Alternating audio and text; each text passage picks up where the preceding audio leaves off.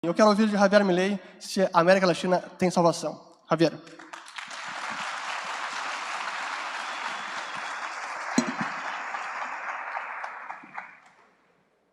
Buenas tardes y muchas gracias. Muito obrigado por este convite para fazer parte deste fórum.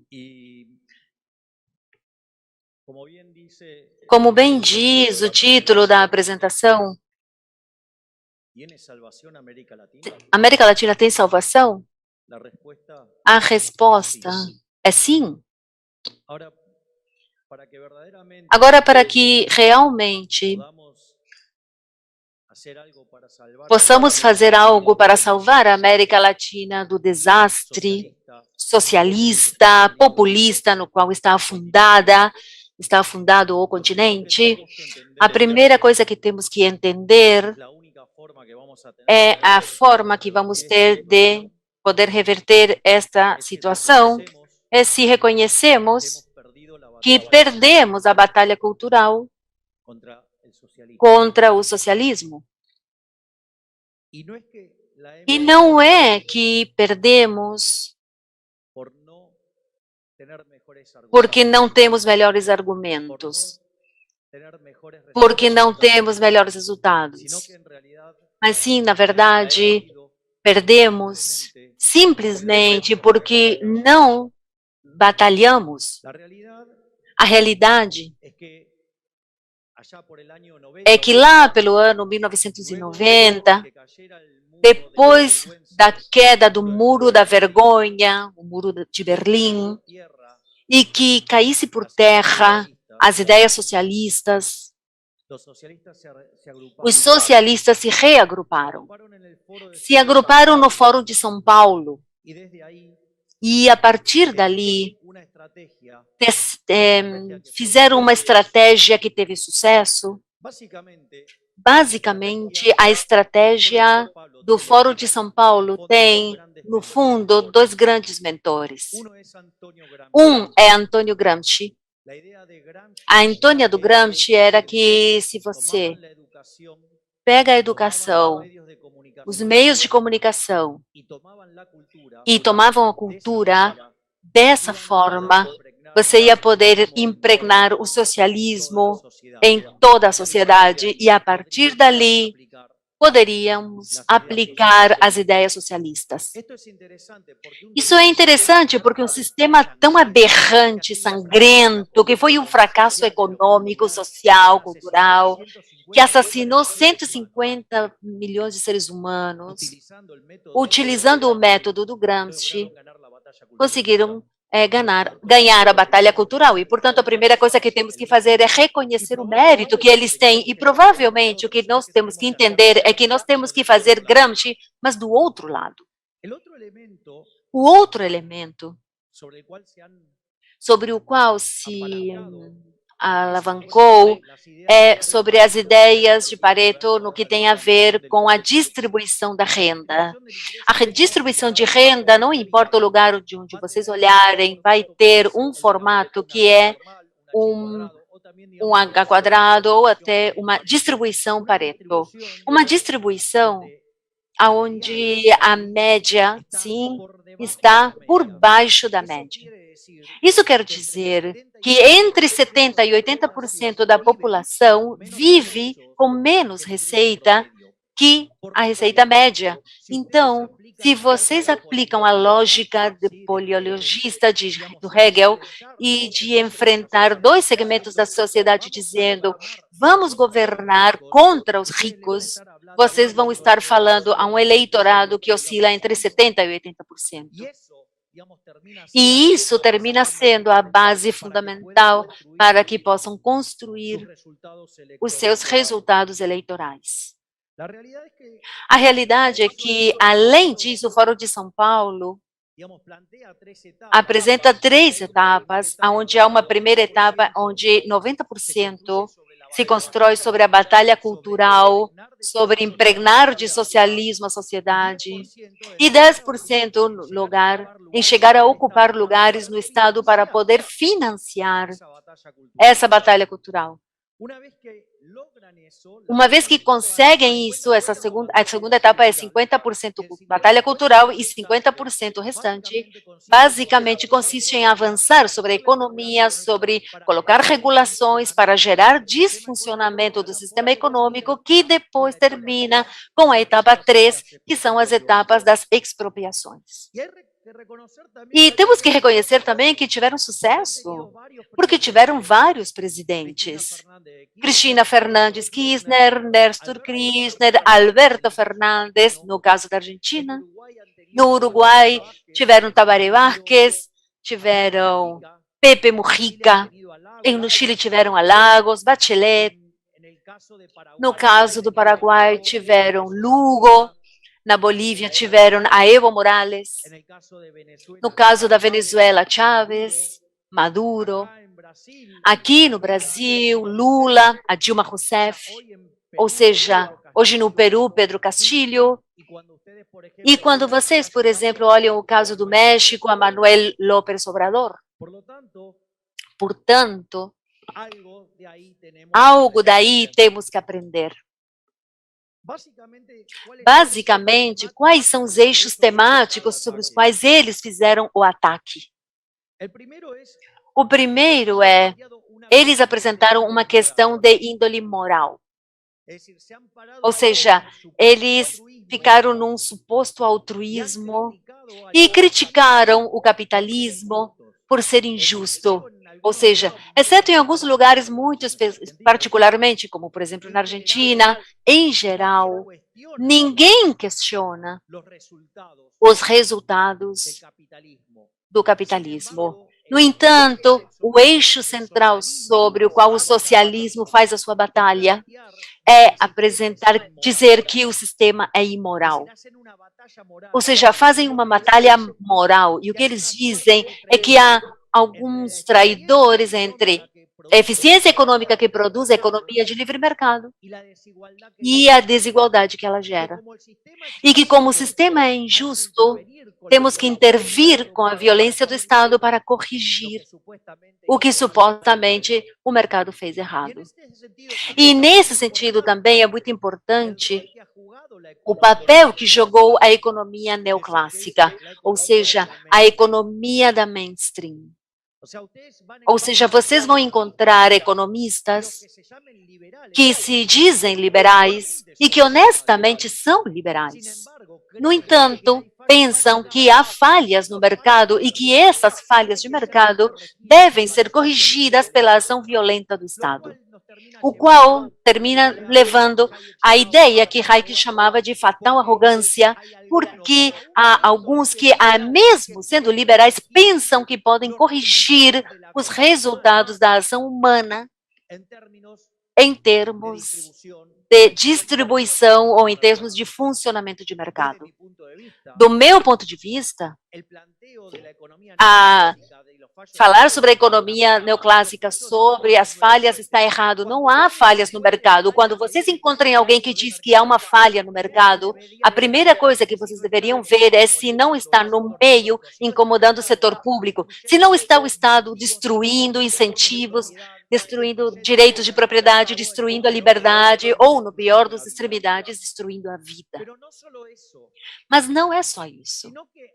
Senão que, além de tudo, como alguém pode comprar a loucura de que se o meu modelo, que tem determinada estrutura topológica para poder provar que o equilíbrio existe, é único e é estável, se a realidade não se parece, como a gente pode estar tão maluco pensar que a realidade é o problema e não o modelo? Então, as falhas de mercado não existem. Ou seja, se você provou que o Estado não está no meio, eu sugiro que vocês voltem a analisar a situação porque estão errados. Ou seja, as falhas de mercado não existem. E se a teoria econômica não pode explicar o problema, não é da realidade, e sim, a realidade você está utilizando um modelo errado. Mas, claro,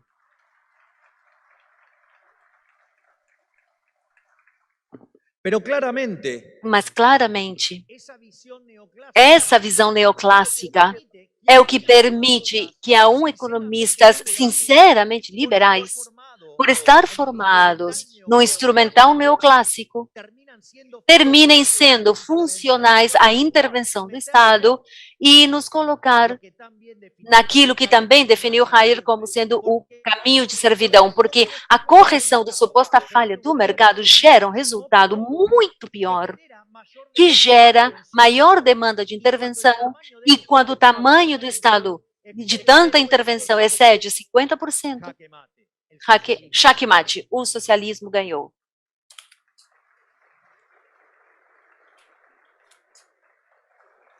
Dada esta introdução, Dada esta introdução, dada a referência que eu fiz, também vale a pena fazer um esclarecimento e um comentário sobre como funciona a economia do populismo. Como um macroeconomista, se valesse a pena fazer essa referência como macroeconomista, como analisa o problema do populismo? Tem um livro maravilhoso de Dorbush e Sebastian Edwards, denominado A Economia do Populismo. Inclusive, as primeiras 8 páginas, esses autores fazem uma introdução e nela descrevem a natureza da economia populista. O que eu digo é uma primeira visão que tem relação com a explicação dos ciclos econômicos do ponto de vista da economia populista. Em geral, quando os populistas chegam ao poder, o que eles fazem? Aumentam o gasto público, e se conseguem, fazem financiamentos com dívidas, e a partir dessa situação, geram o suposto auge, no qual, num primeiro momento, o estímulo da demanda gera a expansão do produto interno bruto, aumenta o desemprego e alguns salários aumentam. Este é um tema menor, porque, à luz dos processos eleitorais, eles geram ciclos eleitorais. No entanto, ainda parados nesse instrumental de uma síntese básica, eu não adero, não compartilho, mas tudo bem.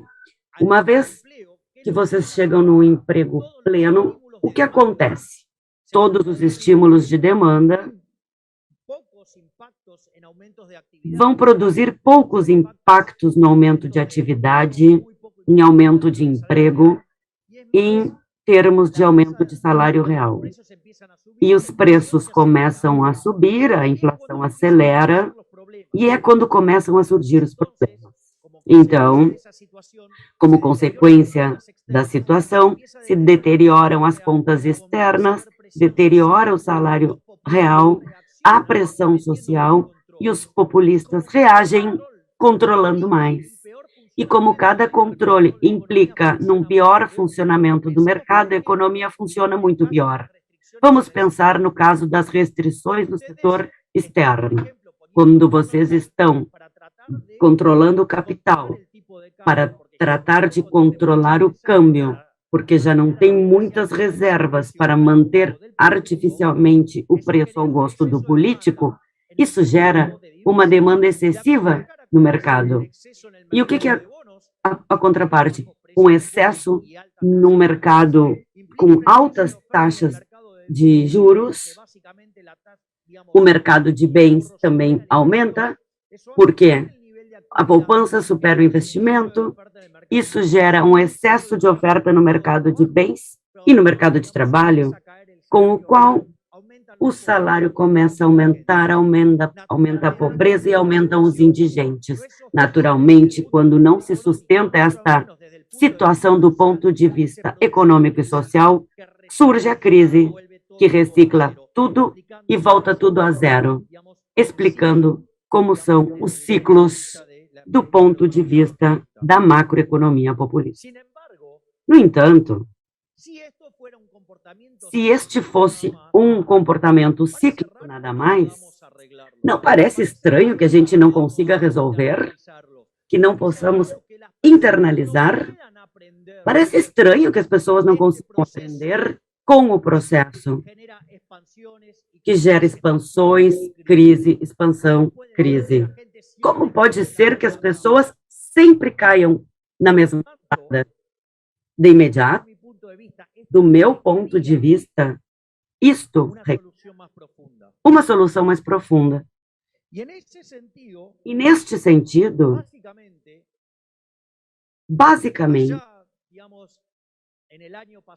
lá no ano passado, quando estávamos num debate, uma das coisas que eu fiz foi apresentar o que eu denomino o modelo da casta, o modelo da casta política, esse conjunto de seres humanos repugnantes, que tem um monte de privilégios e que não tem nenhum problema de trabalhar em favor dos seus privilégios, inclusive quando estão levando a população inteira à pobreza.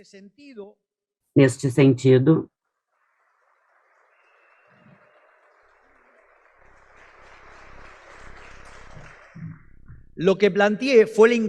o que eu propus foi a inconsistência deste modelo. Qual é a frase que diferencia este modelo? A frase é: onde há uma necessidade, nasce um direito. E isso é aberrante, verdadeiramente. Primeiro, pelas consequências morais que tem. E, em segundo lugar, pelo desastre que causa no funcionamento do sistema econômico. Quando alguém diz que existe um direito, esse direito, exceto ser o direito à vida, liberdade ou propriedade, alguém tem que pagar pelo seu direito. E se as necessidades são infinitas e os recursos são finitos, é inexorável que esse modelo seja inconsistente. A consequência disso é que quando utilizamos a política fiscal nesse conceito de ganhar direitos, no fundo o que nós temos é um avanço sobre a propriedade privada. É uma agressão sobre o setor privado que gera riqueza. E isso se traduz num aumento do gasto público. Agora, claro, esse aumento do gasto público, alguém deve financiar. Uma possibilidade é financiá-lo com a dívida.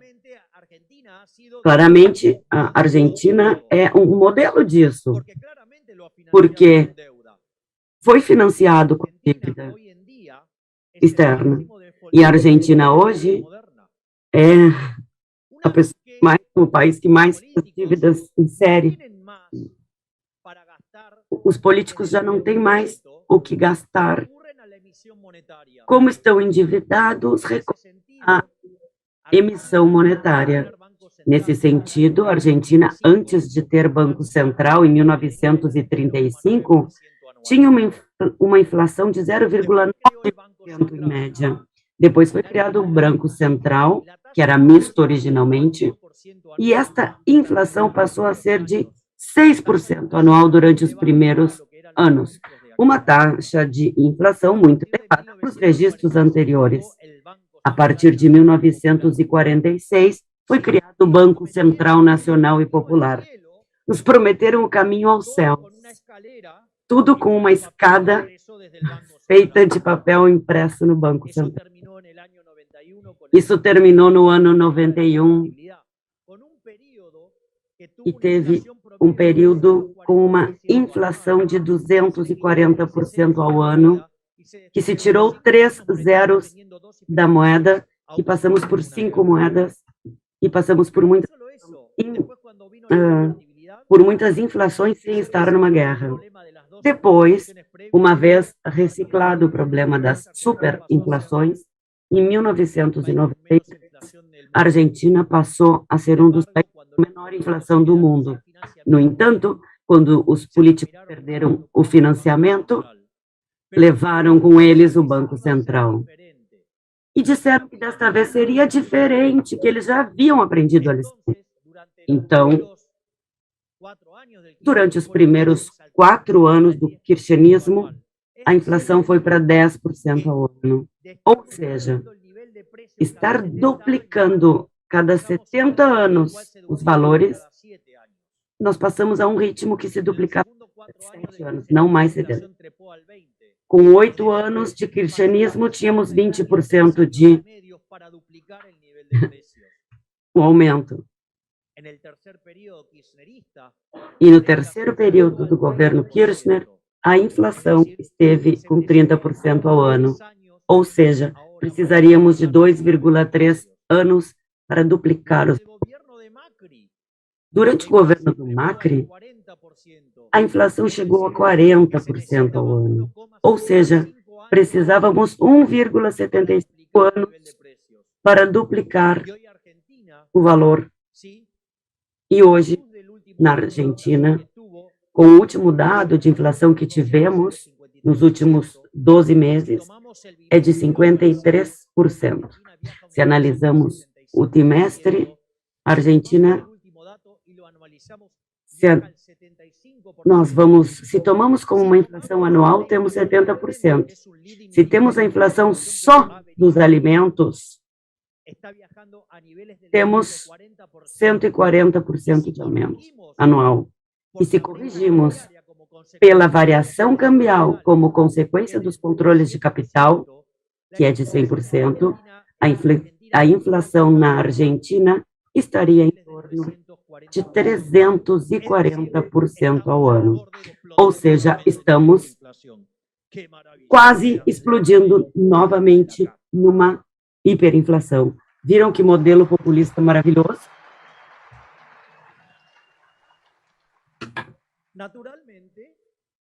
Naturalmente, quando já não podemos mais realizar financiamentos da dívida externa, nem com emissão de moedas, os políticos se financiam com o aumento de impostos. A Argentina tem a pressão fiscal mais alta do mundo. A Argentina tem mais ou menos 170 impostos, 70 mil regulamentações. Isso explica por que a Argentina hoje tem uma renda per capita 14% inferior de 2011, níveis parecidos com o ano 73 e níveis de produção dos anos 50. E não só isso, a Argentina, sendo o país mais rico do mundo no início do século XX, hoje é o número 70 no ranking pela variação cambial e está em 120 no ranking de países mais ricos com o câmbio paralelo. E todas as crises têm a mesma origem. Das 17 crises que a Argentina teve, 15 foram geradas por um forte desequilíbrio fiscal. Portanto, a primeira lição que temos que entender é que o Estado não é a solução. O Estado é o câncer que está nos matando. Então, nós devemos avançar nesse assunto.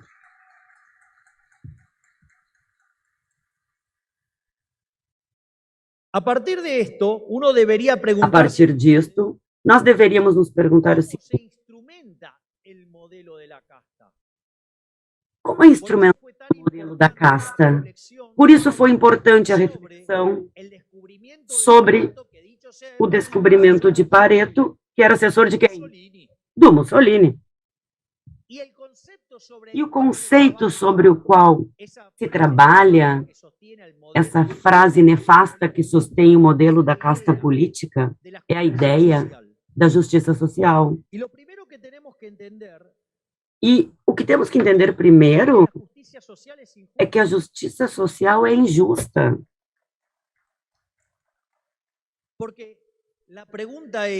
Porque a pergunta é: alguém é a favor do roubo? Alguém é a favor do tratamento igual perante a lei? Nenhuma pessoa do bem pode estar a favor dessas atrocidades. No entanto, a justiça social implica em roubar de uma pessoa o fruto do seu trabalho para dar arbitrariamente o seu produto a outra pessoa. E, no meio, está estão as porosas mãos dos políticos, que é o que fazem com que a casta política seja cada vez mais rica, enquanto nós somos cada vez mais pobres.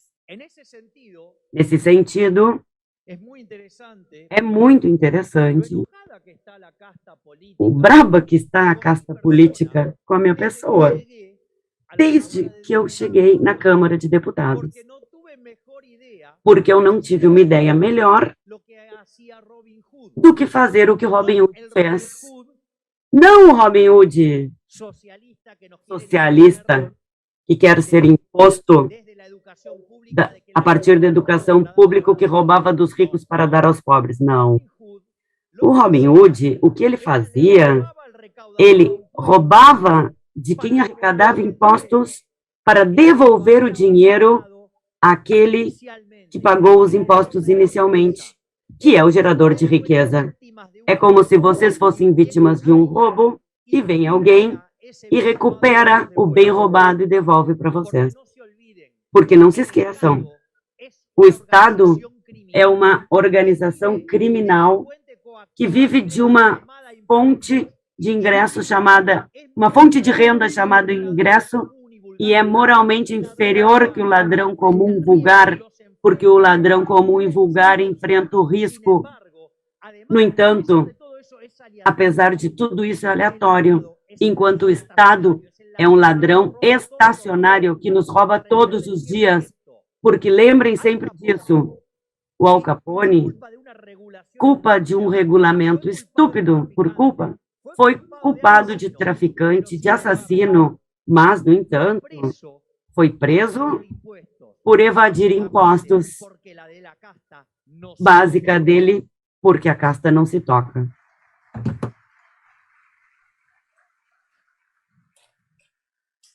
Uma vez que a gente entende isso, onde estão os incentivos dos políticos? Onde não apenas, uma vez que chegam ao poder,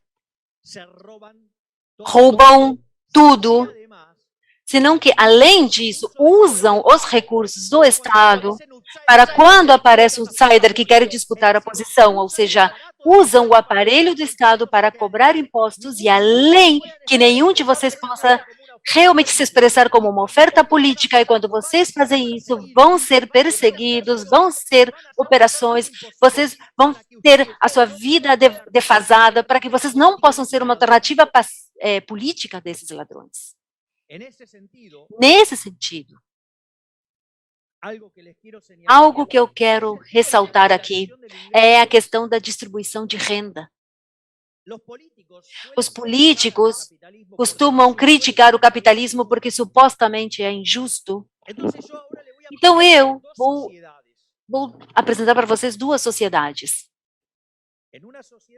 Uma sociedade. Acontece que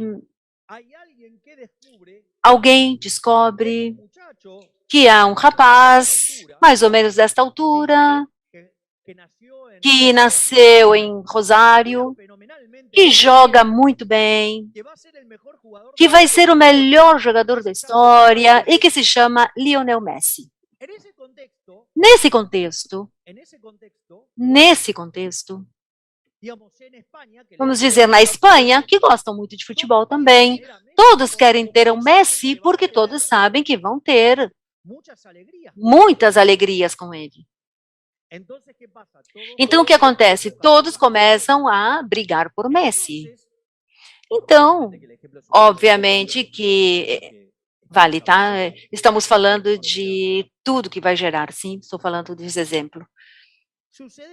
Acontece que os catalães são os mais fanáticos de futebol de todos e estão dispostos a pagar o dobro pelos ingressos com tal de que nas suas fileiras esteja Messi. Efetivamente, Messi entra no Barcelona, joga a liga, ganha.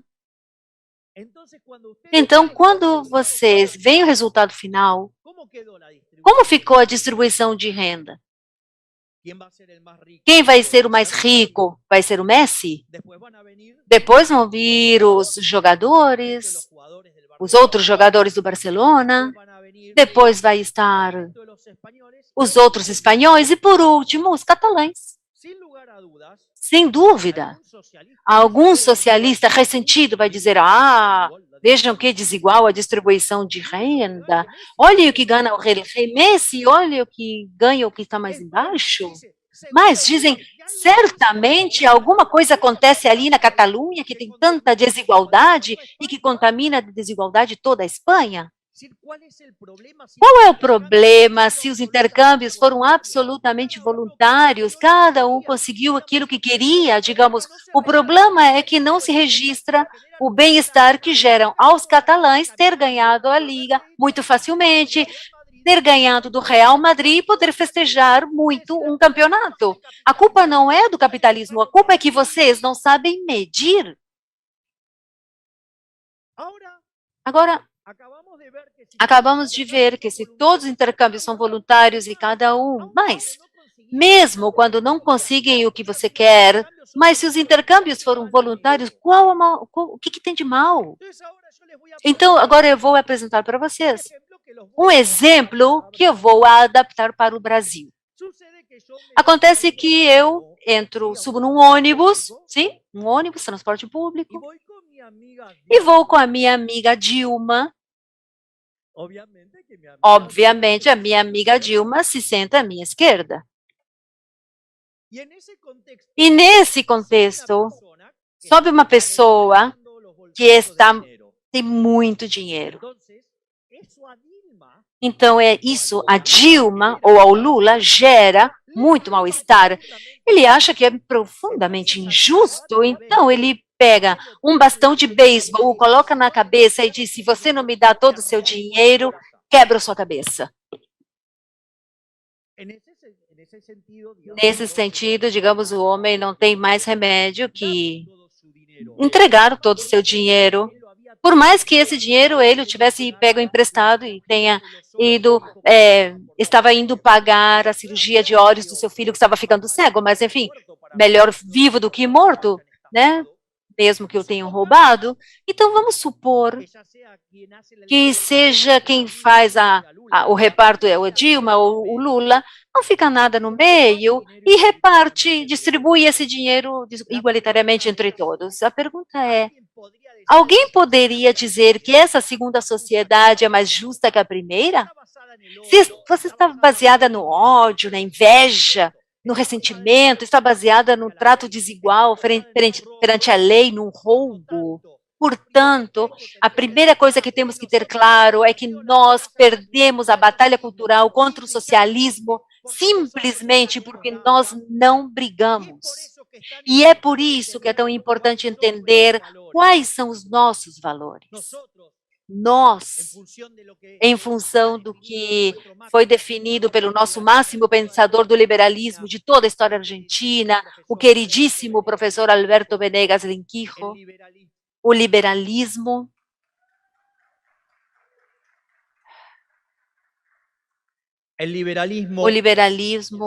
é o respeito irrestrito do projeto de vida do próximo, baseado no princípio de não agressão e na defesa do direito à vida, à liberdade e à propriedade, cujas instituições são a propriedade privada, que trabalha em construção com os mercados livres, para que, dessa forma, a existência da propriedade privada com intercâmbios livres, sem interferência do Estado, se possam fazer operações voluntárias que impliquem gerar um sistema de preços que opere transferindo informação de tal forma que os agentes se coordenem, alguns como compradores, outros como vendedores, da oferta e da demanda, ou seja, que o sistema de preços trabalha como um mecanismo de transmissão da informação, coordenação e ajuste que permite fazer cálculo econômico, algo que o socialismo não pode fazer. Mas não só isso. Também a ideia da livre entrada e saída, ou seja, do mercados competitivos, mas no sentido de Adam Smith, não no sentido neoclássico, ou seja, baseado na livre entrada e saída. E, além disso, na divisão do trabalho e da cooperação social. Afortunadamente y gracias a Dios, Por todos somos sorte, graças a Deus, todos somos diferentes, e isso não apenas faz com que no mercado haja lugar para todos, senão que também permite nos especializar a divisão do trabalho, permite o aumento da produtividade e, além disso, como dizia Friedman, eu poderia estar odiando a outra pessoa, mas se eu não vendo meu bem, eu vou para a falência. E é por isso, como também disse Adam Smith, que o pão não chega pela benevolência do padeiro, nem a cerveja chega por benevolência do cervejeiro, mas sim porque, na verdade, estava no nosso interesse fazer chegar esses bens às outras partes, e por isso sempre falamos de todas as vantagens que ele vai ter se consome o nosso bem. E, portanto, no capitalismo, somente é possível ter sucesso servindo o próximo com bens de melhor qualidade, de melhor preço, ou seja, no sistema capitalista de livre empresa, aqueles empresários que ganham dinheiro longe de ser má pessoa, mau caráter, coisas deploráveis, eles são benfeitores sociais que nos beneficiam com seus melhores bens, melhor qualidade, melhor preço, gerando trabalhos, melhorando a produtividade e os salários reais, ou seja, no fundo, o capitalismo é a máquina da prosperidade. E, portanto, não só temos que dizer que somos melhores na produção, mas que, além disso, o nosso sistema está baseado em melhores valores morais e, portanto, temos que sair e dar essa batalha, e essa batalha tem que acontecer em todas as esferas. Originalmente, eu pensava que só alcançava com a batalha cultural. E é assim que, durante muitos anos, eu decidi dar a batalha do lado cultural. No entanto, com a chegada do kirchnerismo ao poder, começamos a ver censura. Se chamava e se induzia os meios de comunicação, seja por métodos violentos, diretos ou indiretos, ou compravam diretamente dos meios, ou colocavam muito dinheiro para que os meios deem lugar a determinadas ideias, e a determinadas ideias não. Começou a haver censura. De fato, o assessor de meios do atual presidente e atual deputado pela cidade autônoma de Buenos Aires, o deputado Leandro Santoro, andava pelos meios de comunicação pedindo que diretamente se censurasse uma pessoa que usava o cabelo comprido e que pedia para fechar o Banco Central, ou seja, eu. Nesse sentido, o que vocês podem ver, ou pelo menos eu vi com clareza há um tempo, é que estávamos terminando essa batalha cultural e que tínhamos que passar a outra etapa e que não tínhamos outra opção que não entrar no barro da política, na lama da política. Mas, alguma vez alguém me disse, mas você entrou na política, você sempre disse que a política era uma coisa lixo, que era suja, e eu disse, sabe o quê? Eu errei. Você pensa que não é um lixo a política? Eu disse, não, é muito pior do que eu imaginava. E aquilo que vocês pensam que são ruins, mas os que vocês pensam que são bons, são muito piores. Agora, a pergunta é, vocês podem ir a um jogo de futebol, a torcida pode ser maravilhosa, ter os melhores cantos, os mais alegres, mas a bola é mexida pelos jogadores. No caso da Argentina, os gols são feitos por Messi, não a torcida. Os jogos não se ganham jogando pedras ou gritando mais forte, se ganham entrando no jogo, e, portanto, a batalha cultural tem que ser complementada com a batalha política e que, além disso, os empresários tomem consciência que, se não se envolvem eles nessas batalhas, os socialistas vão ganhar com impostos e regulações. E, portanto, Há formas de salvar a América Latina? Sim, temos, mas temos que lutar. E como dizia Enran, há um mundo melhor, e esse mundo é possível da mão da liberdade, e, portanto, eu convido vocês a todos a que se envolvam a batalhar pelas ideias da liberdade, que são as ideias da prosperidade, que são as ideias que vão nos tirar desta miséria. Viva a liberdade, caralho!